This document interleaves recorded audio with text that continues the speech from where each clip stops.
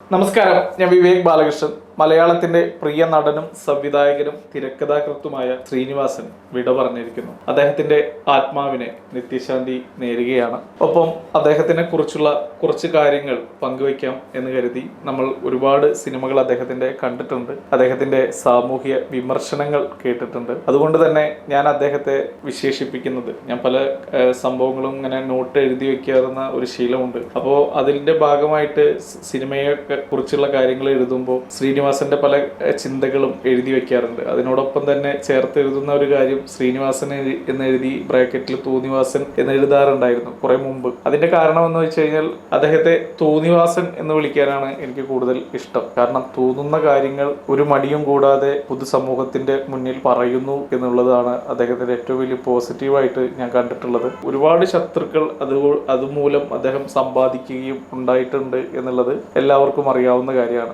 നമ്മൾ പലപ്പോഴും നമ്മുടെ തനി നിറം വീട്ടിലുള്ളവർക്കാണ് അറിയുക എന്ന് പറയുന്നത് പോലെ ശ്രീനിവാസന്റെ ഒരു തനി നിറം അദ്ദേഹത്തിന്റെ വീടായ ഈ സമൂഹത്തിലുള്ള ആളുകളോട് തന്നെയാണ് അദ്ദേഹം പറഞ്ഞിരുന്നത് എന്നതുപോലെ കാണാനാണ് എനിക്കിഷ്ടം. അല്ലാതെ അദ്ദേഹം ഒരാളുകളോട് പ്രത്യേക വെറുപ്പ് ഉള്ളിൽ നിറഞ്ഞ് സംസാരിക്കുന്നത് പോലെ തോന്നിയിട്ടില്ല. അദ്ദേഹം ഒരു ലെജൻഡായിട്ടുള്ള എഴുത്തുകാരനാണ്. അതുകൊണ്ട് തന്നെ ഇവിടെയുള്ള നിലനിൽക്കുന്ന താര പദവി കൊണ്ട് അല്പന്മാരായിട്ടുള്ള നടന്മാർ അവരുടെ കണ്ണു തുറപ്പിക്കാൻ അദ്ദേഹത്തിന്റെ രചനകൾക്കും സിനിമകൾക്കും കഥാപാത്രങ്ങൾക്കും സാധിച്ചിട്ടുണ്ട് എന്നാണ് എനിക്ക് പലപ്പോഴും തോന്നിയിട്ടുള്ളത്. കാരണം ഇന്ന് സോഷ്യൽ മീഡിയ ഇത്രയും തിളങ്ങി നിൽക്കുന്ന ഈ സമയത്ത് നമ്മൾ എത്ര ആളുകളെ ക്രിട്ടിസൈസ് ചെയ്യുന്നുണ്ട്. ആർക്കെങ്കിലും അതിനെ എതിർക്കാൻ കഴിയില്ല. കാരണം അത് ഓരോ വ്യക്തിയുടെയും മൗലിക അവകാശമാണ്. അത് തന്നെയാണ് ശ്രീനിവാസൻ എന്ന് പറയുന്ന ആ ലെജൻഡ് ചെയ്തതും. മലയാള സിനിമയിൽ മമ്മൂട്ടിയെയും മോഹൻലാലിനെയും ഒക്കെ അതിമനോഹരമായി ട്രോളുകയും അവരുടെ പല അല്പത്തരങ്ങളെയും പച്ചയായി തുറന്നു കാണിച്ച സിനിമകളും അദ്ദേഹം ചെയ്തു. അതിന്റെ ഭാഗമായിട്ട് ഈ പറയുന്ന നടന്മാരൊക്കെ അദ്ദേഹത്തെ തല്ലാൻ വരെ പോയിട്ടുണ്ട് എന്നാണ് വാർത്ത വന്നത്. അതൊക്കെ താൻ എന്തോ ഒരു മഹാനായിട്ടുള്ള നടന്മാരാണ് എന്ന് സ്വയം അവര് വിശ്വസിക്കുന്നത് കൊണ്ടും അവരുടെ അല്പത്തരങ്ങൾ കൊണ്ടു നടക്കുന്ന കുറെ അല്പന്മാരായിട്ടുള്ള കുറെ ഫാൻസും അവർക്കുള്ളത് കൊണ്ടാണ് അങ്ങനെ സംഭവിച്ചിട്ടുള്ളത് എന്നാണ് എനിക്ക് അപ്പോഴും ഇപ്പോഴും ഒക്കെ തോന്നാറുള്ളത്. കാരണം നമ്മൾ ഒരുമിച്ച് ഒരു ക്ലാസ്സിൽ പഠിച്ച് തല്ലുകൂടിയും അല്ലെങ്കിൽ ഒപ്പം ഊണ് കഴിച്ചും ഒക്കെയുള്ള സുഹൃത്തുക്കള് ചില സമയങ്ങളിൽ ഒന്നാം മുതൽ പ്ലസ് ടു 10ാം ക്ലാസ് ഒക്കെ വരെ പഠിച്ച് അവർ ഒരു കാലഘട്ടം കഴിഞ്ഞ് നല്ല ജോലിയും കാര്യങ്ങളൊക്കെ ആയി നല്ല ഉയർന്ന പദവിയിലൊക്കെ എത്തിയെന്ന് അവർ സ്വയം അവർക്ക് തോന്നുന്ന ഒരു സമയം ആ കൂടെ പഠിച്ച ആളുകൾ അത്ര വലിയ ജോലിയും കാര്യങ്ങളൊന്നും ആയിട്ടില്ലെങ്കിൽ അവരോട് കാണിക്കുന്ന ഒരു മനോഭാവം ഉണ്ടാവും ചില ആളുകൾ. അവരൊക്കെ ഒരു 10-40 വയസ്സ് കഴിഞ്ഞു കഴിഞ്ഞാൽ പ്രഷറും ഷുഗറും കൊളസ്ട്രോളും ഒക്കെ വന്ന് എന്റെ ജീവിതം അവന്റെ ജീവിതം ഒരുപോലെയാണ് എന്ന് മനസ്സിലാക്കി സൗഹൃദം വീണ്ടും പുനരാരംഭിക്കുകയും അവരോട് വിശേഷങ്ങൾ ചോദിക്കുകയും ഒക്കെ ചെയ്യുന്ന ഒരു പ്രാകൃതമായിട്ടുള്ള ഒരു വിചിത്രമായ കാഴ്ച ചില സ്ഥലങ്ങളിലും ചില ആളുകളുടെ ജീവിതത്തിലൊക്കെ കാണാറുണ്ട്. എന്ന് പറയുന്നത് പോലെയാണ് ശ്രീനിവാസൻ ഇവരോടൊപ്പം സഞ്ചരിച്ച ആളുകളാണ്. മാത്രവുമല്ല ജനങ്ങളുടെ പൾസ് അറിഞ്ഞ് എഴുതാൻ കഴിവുള്ള ഒരു തിരക്കഥാകൃത്താണ് ശ്രീനിവാസൻ. അപ്പൊ അത്തരത്തിലുള്ള ആളുകൾക്ക് മാത്രമേ ഭൂരിഭാഗം സാധാരണക്കാരായിട്ടുള്ള ആളുകളുടെ ഹൃദയവികാരങ്ങൾ എന്താണ് എന്ന് മനസ്സിലാവുകയും ഈ നടന്മാരെന്ന് പറയുന്ന ആളുകള് ഒരിക്കലും അമാനുഷികരല്ല, അവരും സാധാരണ മനുഷ്യർ കഴിക്കുന്ന ജലവും ആഹാരവും ഒക്കെ കഴിച്ച് തന്നെയാണ് ജീവിക്കുന്നത് എന്നും ആ ഒരു തിരിച്ചറിവ് ജനങ്ങളിലേക്ക് കൊണ്ടുവരണമെന്നുള്ള ഒരു ഉദ്ദേശശുദ്ധിയോടെയാണ് ശ്രീനിവാസന്റെ ഇത്തരത്തിലുള്ള ഉദയനാണ് താരങ്ങളും വെക്കട വെടി എന്ന് പറയുന്ന സിനിമകളൊക്കെ വന്നിട്ടുള്ളത്. അതിനുശേഷം ശ്രീനിവാസന്റെ ോടുള്ള മലയാളികളുടെ ആറ്റിറ്റ്യൂഡ് മാറുന്നു.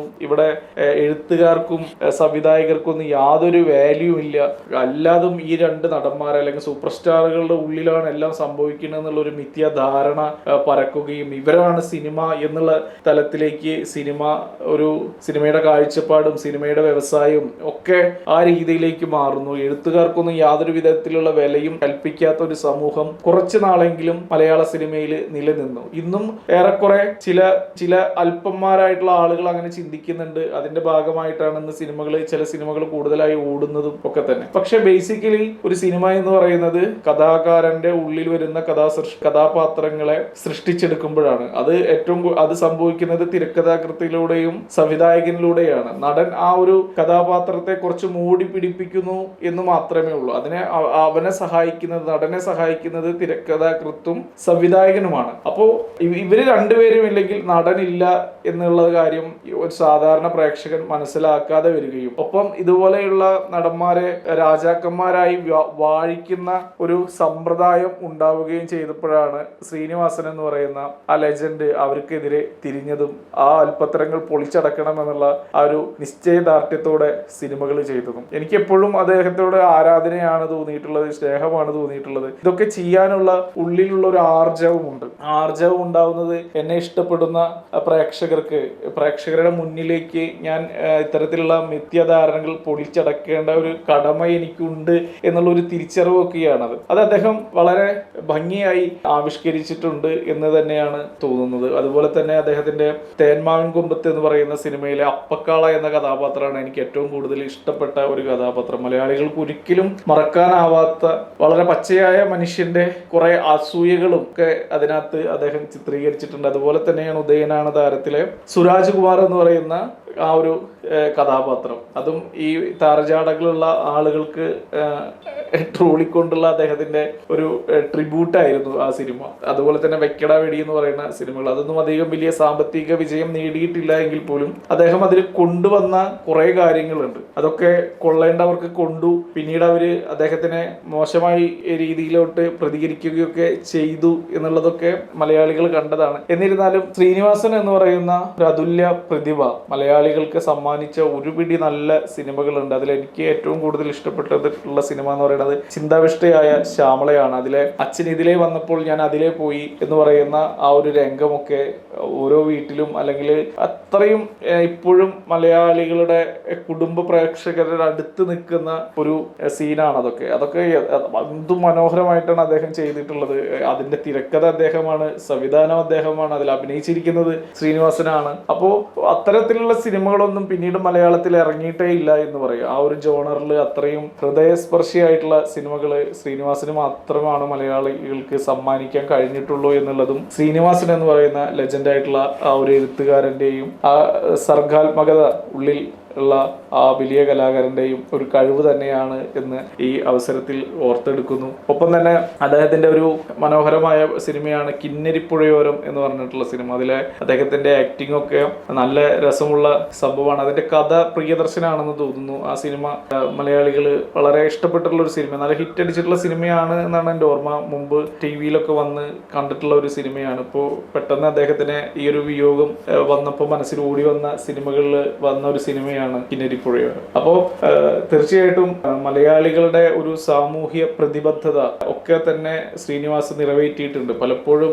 രാഷ്ട്രീയക്കാരെ തന്നെ പല വേദികളിലും അദ്ദേഹം അതിരൂക്ഷമായി വിമർശിച്ചിട്ടുള്ള ആളാണ്. അപ്പൊ എല്ലാം കൊണ്ടും ശ്രീനിവാസൻ എന്ന് പറയുന്ന ഒരു അത്ഭുത പ്രതിഭ തന്നെയാണ്. അദ്ദേഹത്തിന്റെ സിനിമാ പഠനത്തിൽ സഹപാഠിയായിരുന്നതാണ് മലയാളത്തിന്റെ ഇന്ത്യയിലെ നമ്പർ 1 ആക്ടർ അല്ലെങ്കിൽ സൂപ്പർ സ്റ്റാർ എന്ന് വിശേഷിപ്പിക്കുന്ന രജനീകാന്ത്.